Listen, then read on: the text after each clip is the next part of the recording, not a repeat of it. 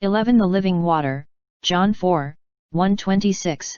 Therefore when the Lord knew that the Pharisees had heard that Jesus was making and baptizing more disciples than John, although Jesus himself was not baptizing, but his disciples were, he left Judea and went away again into Galilee. And he had to pass through Samaria. So he came to a city of Samaria called Sychar, near the parcel of ground that Jacob gave to his son Joseph, and Jacob's well was there. So Jesus, being wearied from his journey, was sitting thus by the well. It was about the 6th hour. There came a woman of Samaria to draw water. Jesus said to her, "Give me a drink." For his disciples had gone away into the city to buy food. Therefore the Samaritan woman said to him, "How is it that you, being a Jew, ask me for a drink since I am a Samaritan woman?" For Jews have no dealings with Samaritans. Jesus answered and said to her, "If you knew the gift of God, and who it is who says to you, 'Give me a drink,' you would have asked him, and he would have given you living water." She said to him, "Sir, you have nothing to draw with and the well is deep, where then do you get that living water? You are not greater than our father Jacob, are you, who gave us the well, and drank of it himself and his sons and his cattle?" Jesus answered and said to her, "Everyone who drinks of this water will thirst again, but whoever drinks of the water that I will give him shall never thirst, but the water that I will give him will become in him a well of water springing up to eternal life." The woman said to him, "Sir, give me this water, so I will not be thirsty nor come all the way here to draw." He said to her, "Go, call your husband and come here." The woman answered and said, "I have no husband." Jesus said to her, "You have correctly said, 'I have no husband,' for you have had 5 husbands, and the one whom you now have is not your husband, this you have said truly." The woman said to him, "Sir, I perceive that you are a prophet. Our fathers worshipped in this mountain, and you people say that in Jerusalem is the place where men ought to worship."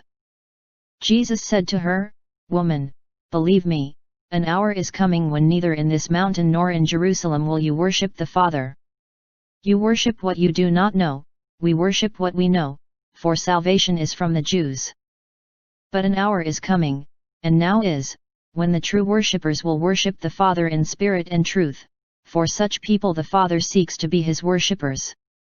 God is spirit, and those who worship him must worship in spirit and truth." The woman said to him, "I know that Messiah is coming, he who is called Christ.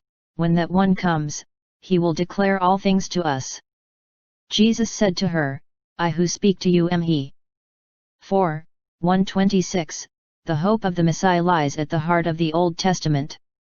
From the 3rd chapter of Genesis, Gen. 3, 15, to the 3rd chapter of Malachi, Mal. 3, 1, the Hebrew Scriptures repeatedly proclaim that the Savior is coming. In fact, all 3 parts of the Old Testament canon, the Law, the Psalms, and the Prophets, make precise predictions about him and his ministry, cf. Luke 24, 25-27, 44-45. As the generations of Israel became familiar with these passages, they took God's promises to heart. Though they waited eagerly, year after year, for their coming Savior, their sense of expectation only increased as the centuries passed. Thus, by the time of Jesus' birth, anticipation regarding the Messiah had reached an all-time high. But then the unthinkable happened. The Messiah came, and Israel rejected him. Under the influence of their religious leaders, the people refused to embrace the one for whom they had been waiting and instead had him murdered. It was not that the evidence was unclear. In fact, the Old Testament, written over a 1,000-year period, contains nearly 300 references to the coming Messiah. All of these were fulfilled in Jesus Christ, and they establish a solid confirmation of his credentials as the Messiah. Josh McDowell, The New Evidence That Demands a Verdict, Nashville, Thomas Nelson, 1999, 164. Instead, it was that Israel's religious establishment felt threatened by Jesus' ministry. He challenged their authority and confronted their hypocrisy. In response, the Pharisees stubbornly refused to believe the truth about him. 7:48. They openly contradicted his teachings, and scorned any who followed him. When they heard the astonished crowds wondering about Jesus, "This man cannot be the son of David, i.e. the Messiah, can he?" Matt. 12:23, the Pharisees indignantly declared, "This man casts out demons only by Beelzebul, the ruler of the demons." V. 24. The very fact that he cast out demons was powerful evidence of his authenticity. Yet, the religious leaders were so obstinate in their unbelief that they attempted to turn even that against him.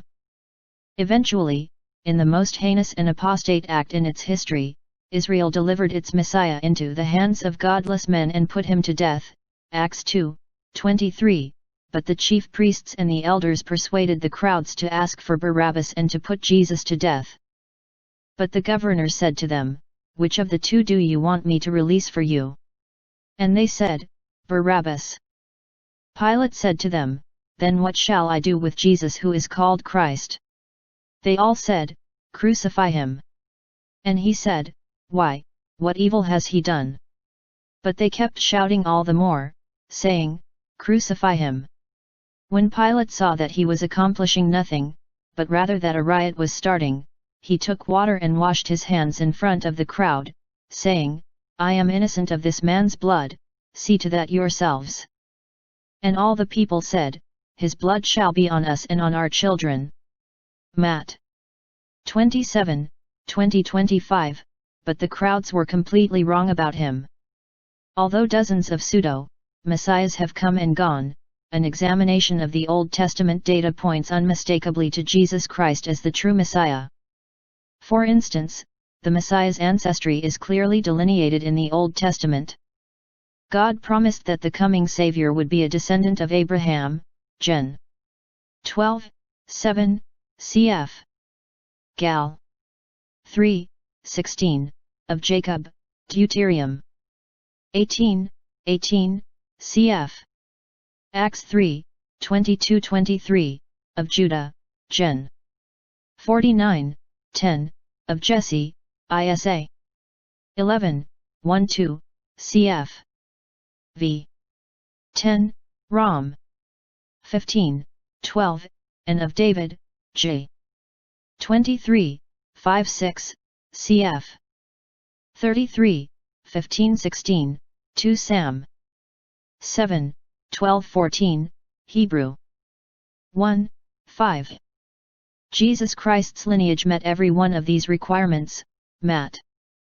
1:1-5-6, Rom. 9:3-5, Hebrew 7:14, cf. Luke 1:32-3, 31-33, Rom. 1:3, 2 Tim. 2:8, Rev. 5:5, 22:16. Furthermore, the Messiah would have to be descended from not one, but two of David's sons. The kingship was passed down through his son Solomon, who succeeded him on the throne. But one of Solomon's descendants, the wicked king Jeconiah, also called Coniah or Jehoiachin, was cursed by the Lord. Thus says the Lord, "Write this man down childless, a man who will not prosper in his days, for no man of his descendants will prosper sitting on the throne of David or ruling again in Judah." J. 22:30. Jeconiah would be childless, in the sense that none of his descendants would ever sit on Israel's throne. Yet God promised that the Messiah will reign as Israel's king on David's throne. 2 Sam. 7:12, J. 23:5-6, cf. Luke 1:32. This seeming conundrum was resolved in Jesus Christ. He was descended from the royal, Solomonic line through his legal, though not biological, father, Joseph, Matt. 1:11-12. But his physical descent from David came through another of David's sons, Nathan, the ancestor of his mother, Mary, Luke 3:31. Thus, Jesus' virgin birth allowed him to be both the legal heir to David's throne and his biological descendant, as God had promised, cf. Acts 13, 22-23, while also avoiding the curse on Jeconiah's family line. The Messiah's identity may be further narrowed by the specific predictions regarding his birth. First, he had to be born in a specific place, but as for you, Bethlehem Ephrathah, too little to be among the clans of Judah, from you one will go forth for me to be ruler in Israel. His goings forth are from long ago, from the days of eternity, Micah 5, 2, cf. Matt 2, 1, 6. The Bible records that Jesus was born in Bethlehem of Judea, Matt 2, 1, cf. Luke 2, 4:15. Second, the Messiah had to be born within a specific time frame. Since he was to be from the tribe of Judah, cf. Gen. 49, 10, he had to come before the individual tribes lost their identity following the Roman destruction of the temple with all its genealogical records. In fact, Daniel's prophecy of the 70 weeks actually predicted that the Messiah would be killed before the temple was destroyed, Dan. 9, 26. That incredible prophecy also singled out the exact day, nearly 5 centuries in the future, that the Messiah would present himself to the nation, 9, 25. On that very day, Jesus entered Jerusalem to the adulation of the crowds hailing him as the Messiah, Matt 21, 1:11. Finally, the Messiah would be born under unique and miraculous circumstances to a special person, therefore the Lord himself will give you a sign, behold, a virgin will be with child and bear a son, and she will call his name Emmanuel, Isa. 7, 14.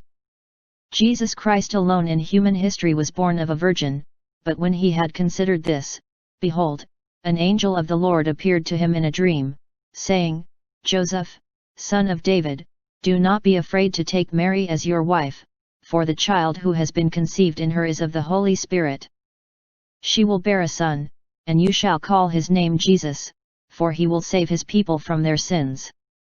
Now all this took place to fulfill what was spoken by the Lord through the prophet, Behold, the virgin shall be with child and shall bear a son, and they shall call his name Emmanuel, which translated means, God with us.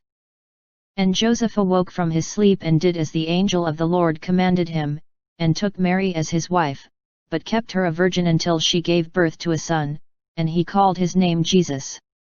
Matt 1, 20-25. The Old Testament also made specific predictions about the Messiah's earthly ministry. He would be heralded by a forerunner, Isa. 40, 3. He would minister in Galilee, 9, 1-2. He would perform miracles, 35, 5-6. Again, Jesus met the criteria perfectly, John 1, 23, Matt 4, 12-16, 9, 35. The Messiah's death was also foretold in great detail, and Jesus fulfilled every prophecy. The Old Testament predicted that Messiah would be betrayed by someone close to him. Psalm 41, 9 reads, Even my close friend in whom I trusted, who ate my bread, has lifted up his heel against me. That prophecy was fulfilled by Judas, of whom Jesus declared, I do not speak of all of you. I know the ones I have chosen, but it is that the scripture may be fulfilled, he who eats my bread has lifted up his heel against me, 13, 18, cf. Luke 22, 3-4. Even the exact amount Judas was paid, 30 pieces of silver, Matt 26, 14-15, was predicted in the Old Testament, Zech 11, 12. The Old Testament prophesied that the Messiah would be executed with wicked men, therefore, I will allot him a portion with the great, and he will divide the booty with the strong, because he poured out himself to death, and was numbered with the transgressors, yet he himself bore the sin of many, and interceded for the transgressors, Isa. 53, 12. When Christ was crucified, 2 robbers were crucified with him, one on the right and one on the left, Matt. 27:38. Although none of his bones would be broken, ps. 34:20, the Messiah would be pierced, Zech. 12:10, which was exactly what happened to Jesus, John 19:33-34, 36-37. Finally, the Messiah was to be buried in a rich man's grave, Isa. 53:9, as in fact Jesus was, Matt. 27:57-60.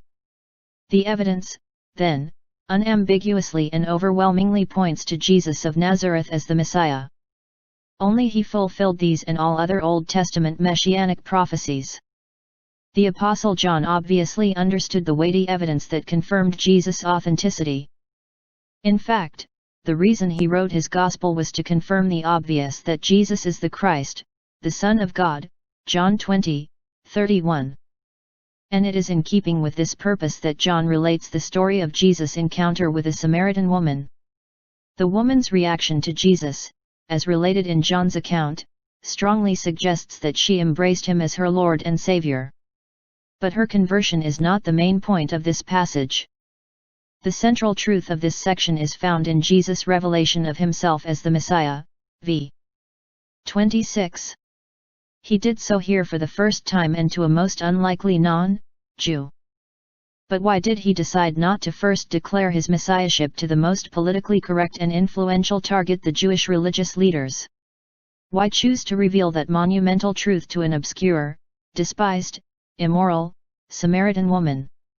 The answer lies in the sweeping truth that in the matter of salvation, God is not one to show partiality, Acts 10:34, cf. Deuteronomy 10:17, 2 Chron. 19:7, Rom. 2:11, 10, 12, Gal. 2:6, 3, 28, f.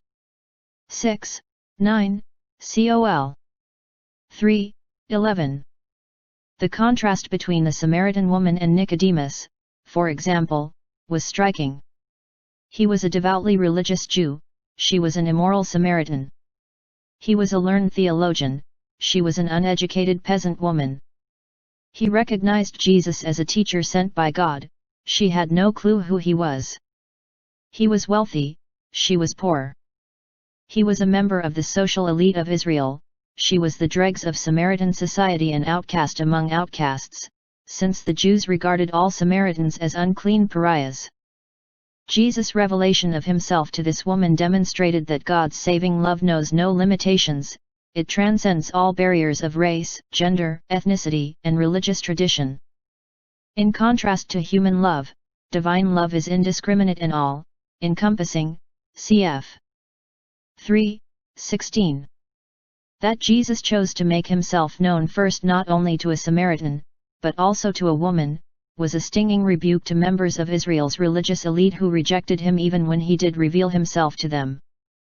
The story of the Lord's encounter with the woman at the well unfolds in 4 scenes: the circumstances, the contact, the conviction, and the Christ. The circumstances therefore: when the Lord knew that the Pharisees had heard that Jesus was making and baptizing more disciples than John, although Jesus himself was not baptizing, but his disciples were, he left Judea and went away again into Galilee. And he had to pass through Samaria. So he came to a city of Samaria called Sychar, near the parcel of ground that Jacob gave to his son Joseph, and Jacob's well was there. So Jesus, being wearied from his journey, was sitting thus by the well. It was about the 6th hour. 4:16, word of Jesus' growing popularity reached the Pharisees, who heard that he was making and baptizing more disciples than John. The parenthetical note that Jesus himself was not baptizing, but his disciples were, is impossible to reconcile with the doctrine of baptismal regeneration, the false teaching that baptism is necessary for salvation. Surely the Lord Jesus Christ, who came to seek and to save that which was lost, Luke 19:10, would himself have done whatever was necessary to bring sinners to salvation. As they had done with John, cf. 1:19-25, the Jewish authorities, particularly the Pharisees, cf. 1, 24-25, viewed Jesus with suspicion. He too proclaimed the kingdom of God, called for repentance, Matt. 4, 17, and baptized, through his disciples, those who repented, cf. The discussion of 1, 26 in chapter 4 of this volume. As noted in the previous chapter of this volume, some of John the Baptist's disciples were also disturbed by Jesus' growing popularity at their master's expense. Although John confirmed that his ministry was giving way to the ministry of Jesus, 3:30, it was not yet time for the forerunner to fade completely from the scene. His work was not done. Therefore, the Lord left Judea and went away again into Galilee. He did not want a public rivalry to develop between his followers and those of John. He also knew that, in his Father's sovereign plan, a public confrontation with the Jewish authorities was still premature, cf. 7:30, 8:20. On his return to Galilee, Jesus had to pass through Samaria. It was not geographic necessity that compelled him to do so, despite the fact that it was the most direct of several routes. The road through Samaria was shorter than the coastal road or the road on the east side of the Jordan, which is why many Jews traveled on it, especially at the time of the major religious festivals. But so great was their disdain for the Samaritans that the stricter Jews avoided traveling through Samaria altogether. They preferred instead to be defiled by a lesser evil, thus they would cross the Jordan and travel up its east bank through the largely Gentile region of Perea. They would then cross back into Galilee north of Samaria. Jesus could have easily gone that way. But the Lord was compelled to pass through Samaria and stop in a certain village, not to save time and steps, but because he had a divine appointment there.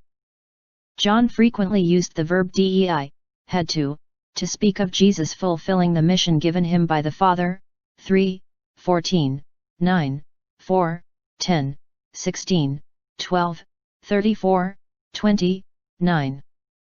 He was always conscious of doing the Father's will, which was why he came to earth, 6:38, cf.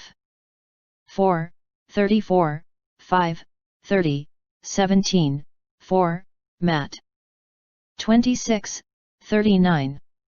As he traveled north toward Galilee, Jesus came to a city of Samaria called Sychar, probably the modern village of Sychar, located on the slope of Mount Ebal, opposite Mt. Gerizim, cf. Deuteronomy 11:29, Josh 8:33. Samaria was the capital city of the northern kingdom, called Israel. The nation split in two after Solomon's reign. King Omri named the city the capital of the northern kingdom, 1 Kings 16:24. The name came to refer to the whole region and sometimes to the whole northern kingdom, which went into captivity in 722 BC. 2 Kings 17:16, at the hands of the Assyrians. Sychar, a town in the district of Samaria, was near the parcel of ground that Jacob gave to his son Joseph. When he returned to the land of Canaan after 20 years in Haran, Gen. 27, 43, 31, 38, Jacob bought a piece of land near the Old Testament city of Shechem, 33, 18-19, not far from Sychar. Then, shortly before his death, Jacob bequeathed that property to his son Joseph, Gen.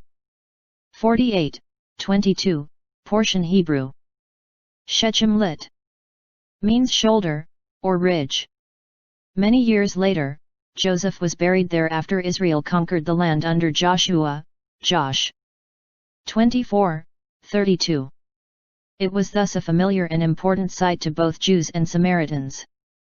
According to well-attested ancient tradition, Jacob's well was about half a mile south of Sychar. The precise location has been well established by tradition, and the well sits today near an unfinished Orthodox church. It was a deep well, approximate 100 feet, fed by a running spring. The word translated well in VV 1112 refers to a cistern or dugout well, while the word used here denotes a spring or fountain. The 6th hour, by Jewish reckoning, would have been the 6th hour after sunrise at about 6:00 am. That is, noon. Jesus, being wearied from his journey, was sitting thus by the well. As the incarnate divine word, 1:14, Jesus was without sin, 8:46, 2 Cor. 5:21, 1 Peter 2:22, 1 John 3:5. But he was still subject to the physical limitations of his full humanity. As Gerald L. Borchert observes, it is absolutely crucial to recognize that all the Gospel writers were fully aware of the humanity of Jesus. The strategic Christian doctrine of the Incarnation is not merely a theological assertion about the deity of Jesus, it is equally a theological assertion about his humanity. Heretical tendencies result when either element is omitted or submerged. Jesus was really a mortal who experienced the bodily weaknesses of being human, even though he did not suffer the human curse of sin, cf. Hebrew 4:15. John 1:11, The New American Commentary Nashville, Broad, Mann and Holman, 2002, 201, the stage was set, Jesus was in the right place at the right time for an encounter in God's will. He was in reality keeping a divine appointment that he himself had made before the foundation of the world. The contact there came a woman of Samaria to draw water. Jesus said to her, "Give me a drink." For his disciples had gone away into the city to buy food. Therefore the Samaritan woman said to him, "How is it that you, being a Jew, ask me for a drink since I am a Samaritan woman?" For Jews have no dealings with Samaritans. Jesus answered and said to her, "If you knew the gift of God, and who it is who says to you, 'Give me a drink,' you would have asked him, and he would have given you living water." She said to him, "Sir, you have nothing to draw with and the well is deep, where then do you get that living water? You are not greater than our father Jacob, are you, who gave us the well, and drank of it himself and his sons and his cattle?" Jesus answered and said to her, "Everyone who drinks of this water will thirst again, but whoever drinks of the water that I will give him shall never thirst, but the water that I will give him will become in him a well of water springing up to eternal life." The woman said to him, "Sir, give me this water, so I will not be thirsty nor come all the way here to draw." 4:7-15, As Jesus sat beside the well that evening, tired and thirsty from his journey, there came a woman of Samaria to draw water. The cool of the evening was the time when women customarily performed that chore, Gen. 24:11. This woman came at high noon, perhaps because of her desire to avoid public shame. What was also unusual was that this woman came such a long distance to this well when there were other sources of water closer to the village. But she, for reasons that will soon become evident, was an outcast.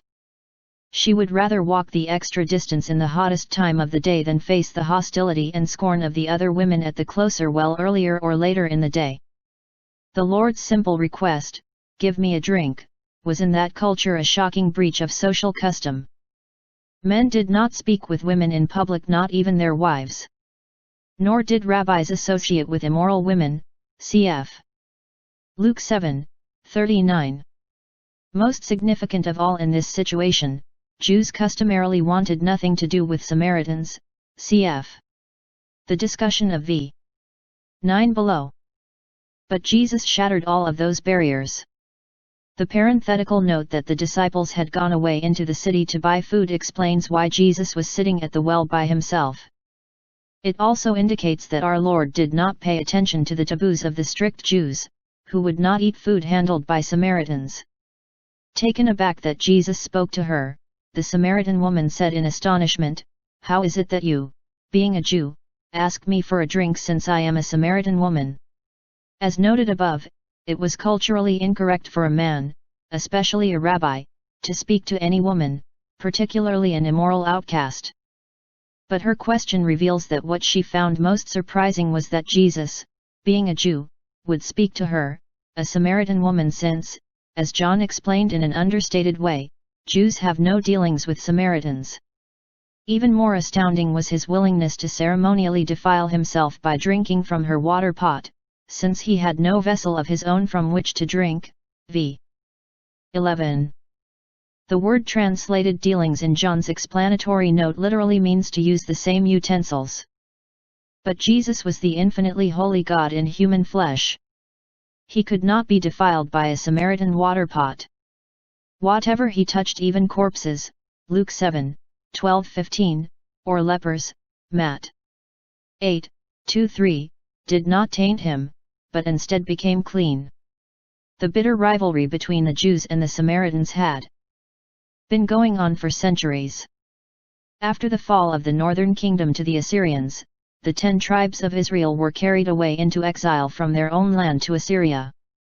And the king of Assyria brought men from Babylon and from Cuthi and from Ava and from Hamath and Sephar, Vaim, and settled them in the cities of Samaria in place of the sons of Israel. So they possessed Samaria and lived in its cities. 2 Kings 17, 23-24. The foreign non-Jews intermarried with the population of Jews who had not been deported, forming a mixed race known as the Samaritans. The name derives from the region and capital city, both called Samaria. The new settlers brought their idolatrous religion with them, 2 Kings 17, 29-31, which became intermingled with the worship of Yahweh, VV 25-28, 32-33, 41. In time, however, the Samaritans abandoned their idols and worshipped Yahweh alone, after their own fashion. For example, they accepted only the Pentateuch as canonical scripture, and worshipped God on Mount Gerizim, not at Jerusalem. When the Jewish exiles returned to Jerusalem under Ezra and Nehemiah, their first priority was to rebuild the temple. Professing loyalty to Israel's God, the Samaritans offered their assistance, Ezra 4, 1-2. The Jews' blunt refusal, Ezra 4, 3, enraged the Samaritans, who then became their bitter enemies, Ezra 4, 4ff. Nay. 4, 1-3, 7ff. Rebuffed in their attempt to worship at Jerusalem, the Samaritans built their own temple on Mount Gerizim, c. 400 BC. The Jews later destroyed that temple during the intertestamental period, further worsening relations between the two groups. After centuries of mistrust, there was a deep animosity between the Jews and the Samaritans. The writer of the apocryphal book of Ecclesiasticus expressed the scorn and contempt the Jews felt for the Samaritans. Claiming that God detested the Samaritan people, he derisively referred to them as the stupid people living at Shechem, 50, 25-26. The Jewish leaders of Jesus' day manifested this same prejudice. In fact, when they wanted to insult Jesus, the worst they could do was to call him a Samaritan, 8:48. The Samaritans, of course, reciprocated the Jews' hostility, as was illustrated when one of their villages refused to receive Jesus because he was on his way to Jerusalem, Luke 9, 51-53. In response to the woman's query, Jesus answered and said to her, "If you knew the gift of God, and who it is who says to you, 'Give me a drink,' you would have asked him, and he would have given you living water." The Lord's reply turned the tables on her. When the conversation began, he was the thirsty one, and she the one with the water. Now he spoke as if she were the thirsty one and he the one with the water. The woman's reply reflected her confusion. Still thinking in terms of physical water, she asked, "Sir, you have nothing to draw with and the well is deep." Cf. The discussion of v. 6 above, where then do you get that living water? She did not understand that Jesus was talking about spiritual realities.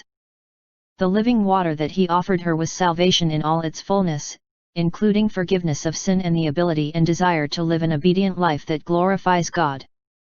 The Old Testament uses the metaphor of living water to describe the spiritual cleansing and new life that comes at salvation through the transforming power of the Holy Spirit. Disobedient Israel was guilty of having foolishly forsaken God, the fountain of living waters, to hew for themselves cisterns, broken cisterns that can hold no water. J. 2:13. Later Jeremiah warned that all who forsake the Lord will be put to shame. Those who turn away on earth will be written down, because they have forsaken the fountain of living water, even the Lord. 17:13. Both passages emphasize that God is the only source of salvation, He alone is the fountain of life. Ps. 36:9, and in Him the redeemed will joyously draw water from the springs of salvation. Isa. 12:3, cf. Isa. 1:16-18. Isaiah 55:1 echoes God's gracious offer of salvation. Ho! Every one who thirsts, come to the waters, and this invitation is reiterated in the book of Revelation, 21:6, 22:17. As God Himself promised regarding the new covenant, I will sprinkle clean water on you, and you will be clean, I will cleanse you from all your filthiness and from all your idols. Moreover, I will give you a new heart and put a new spirit within you, and I will remove the heart of stone from your flesh and give you a heart of flesh. I will put my spirit within you and cause you to walk in my statutes, and you will be careful to observe my ordinances. Ezek. 36:25-27, cf. Isa. 44:3. John applies these themes to Jesus as the living water, which symbolizes eternal life. V. 14:6, 35:7, 37-39. The woman's question, "You are not greater than our father Jacob, are you, who gave us the well, and drank of it himself and his sons and his cattle," expects a negative answer. She was skeptical of this stranger's ability to provide the living water he offered. Even the revered patriarch Jacob could not provide water without expending the effort to dig this well. And in her mind this Jewish traveler certainly was not greater than Jacob. But as D. A. Carson notes, misunderstanding combines with irony to make the woman twice wrong. The living water Jesus offers does not come from an ordinary well, and Jesus is in fact far greater than the patriarch Jacob. The Gospel according to John, The Pillar New Testament Commentary Grand Rapids, Eerdmans, 1991, 219. Patiently, Jesus answered her skeptical question and said to her, "Everyone who drinks of this water will thirst again, but whoever drinks of the water that I will give him shall never thirst, but the water that I will give him will become in him a well of water springing up to eternal life." Jacob was rightly accorded a place of honor by both Jews and Samaritans. Yet, as Jesus pointed out, everyone who drank of the water from his well would thirst again. It is a measure of Jesus' incomparable greatness that whoever drinks of the water that he will give him shall never thirst, but the water that he will give him will become in him a well of water springing up to eternal life. Cf. Isa. 12:3. Here was the living water of spiritual life. Cf. 7:38, that her parched soul desperately needed. Cf. Ps. 143:6. Still thinking primarily on the physical level, she replied eagerly, "Sir, give me this water, so I will not be thirsty nor come all the way here to draw."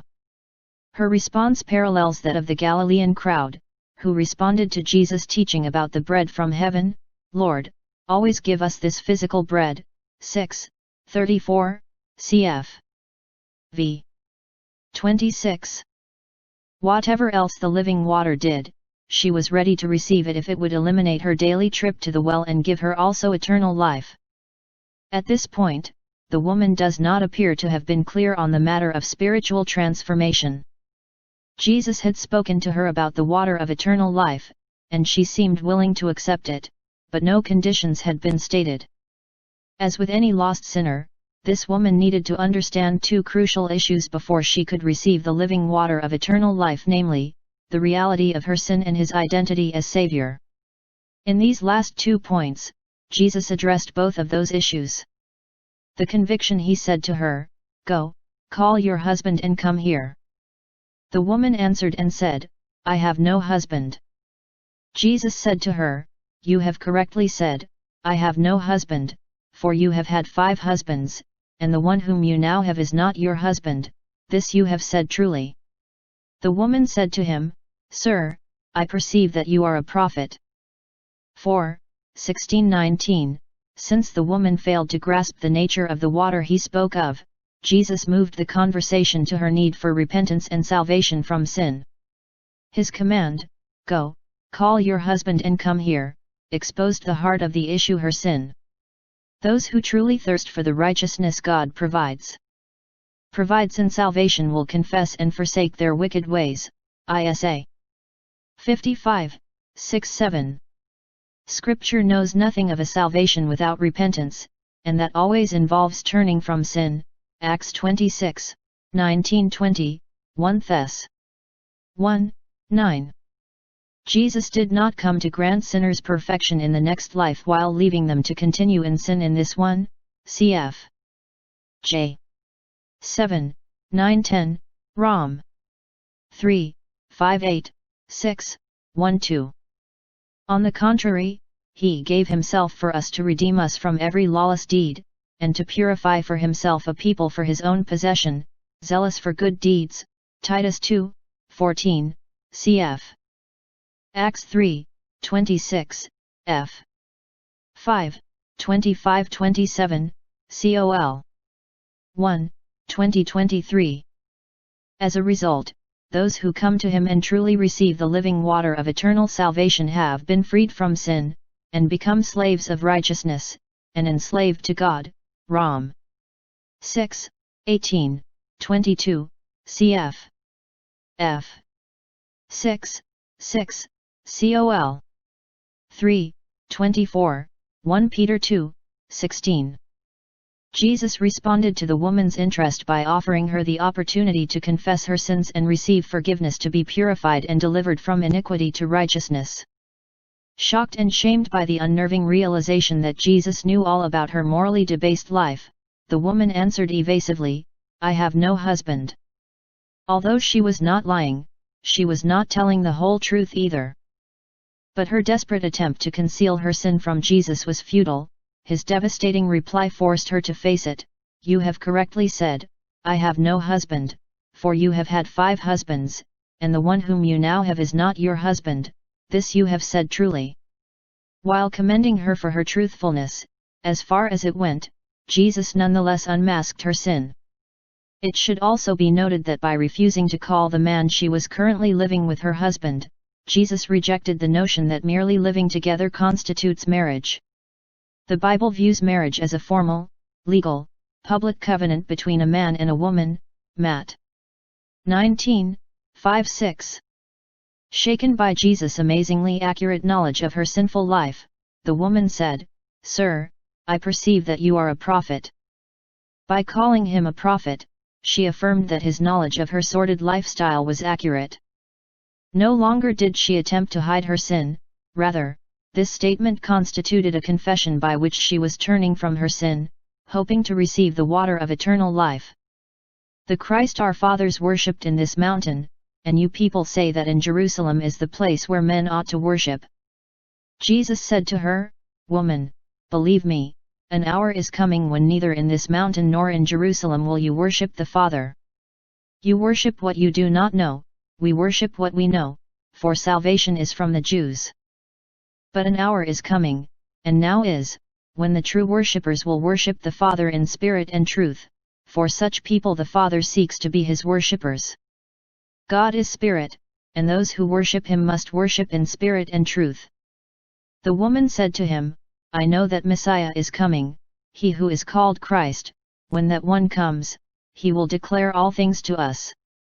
Jesus said to her, "I who speak to you am he." 4. 20-26. Having been convicted of her sin and need for forgiveness, and having repented and agreed with Jesus' indictment, the woman wondered where she should go to meet God and seek his grace and salvation. Since Jesus was obviously a prophet of God, she reasoned that he would know, so she said, "Our fathers worshipped in this mountain, and you people say that in Jerusalem is the place where men ought to worship."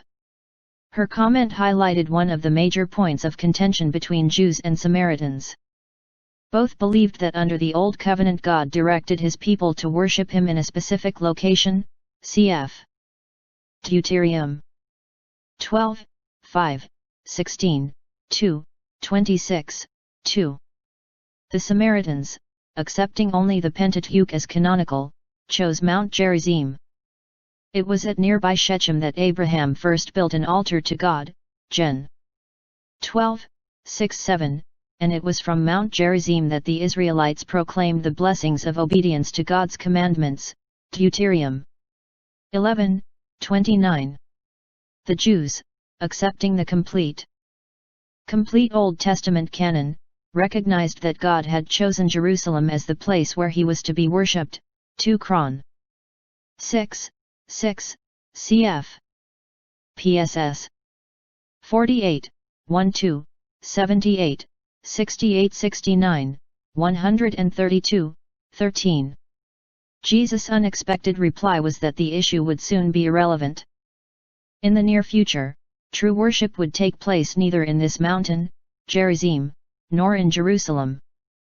During the Jewish revolt against Rome a few decades later, AD 70, the temple at Jerusalem would be destroyed, and thousands of Samaritans would be slaughtered on Mount Gerizim. More significantly, the New Covenant renders all external ceremonies and rituals, whether Jewish or Samaritan, obsolete.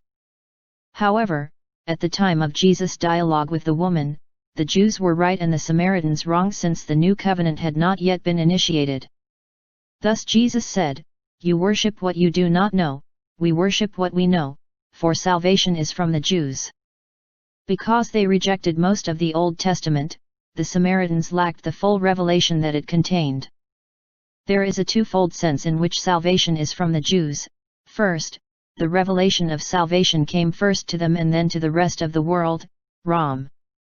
3, 1-2, 9, 3-5, and, second, the source of salvation, namely, the Messiah was himself a Jew, Rom. 9, 5. Jesus' point was that, under the New Covenant, the place of worship will not be an issue, but rather the nature of worship. An hour is coming, Jesus informed the woman, and now is, when the true worshippers will worship the Father in spirit and truth. Spirit does not refer to the Holy Spirit but the human spirit. Worship must be internal, not external conformity to ceremonies and rituals. It must be from the heart.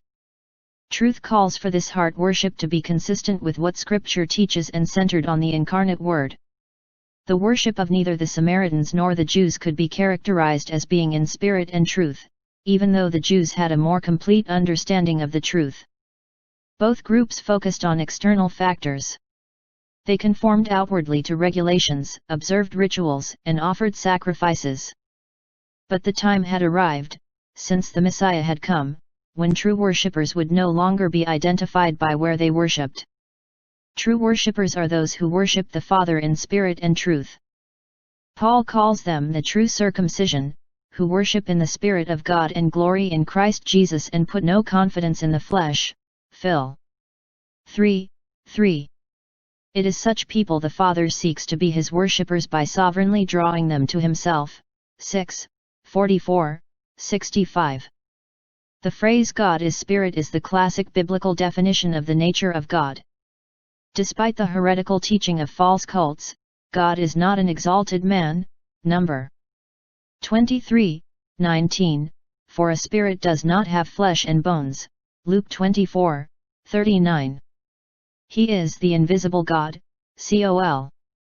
1, 15, cf. 1 Tim. 1, 17, Hebrew 11, 27, who dwells in unapproachable light, cf. Ps. 104, 2, whom no man has seen or can see, 1 Tim. 6, 16, cf. X. 33, 20, John 1, 18, 6, 46. Had he not revealed himself in Scripture and in Jesus Christ, God would be utterly incomprehensible. Because God is Spirit, those who would truly worship him must worship in spirit and truth. True worship does not consist of mere outward conformity to religious standards and duties, Isa. 29, 13, 48, 1, J. 12, 1-2, Matt. 15, 7-9, but emanates from the inner spirit. It must also be consistent with the truth God has revealed about himself in his word. The extremes of dead orthodoxy, truth and no spirit, and zealous heterodoxy, spirit and no truth, must be avoided. Still unable to fully comprehend what Jesus was telling her, the woman said to him, I know that Messiah is coming, he who is called Christ. When that one comes, he will declare all things to us. She was still confused, but expressed her hope that one day the Messiah, whose coming the Samaritans also anticipated, based on Deuterium 18:18, would clarify all of these vexing religious questions. The story reached its powerful, dramatic climax in Jesus' reply, I who speak to you am he. He had avoided such a forthright declaration to the Jewish people, cf.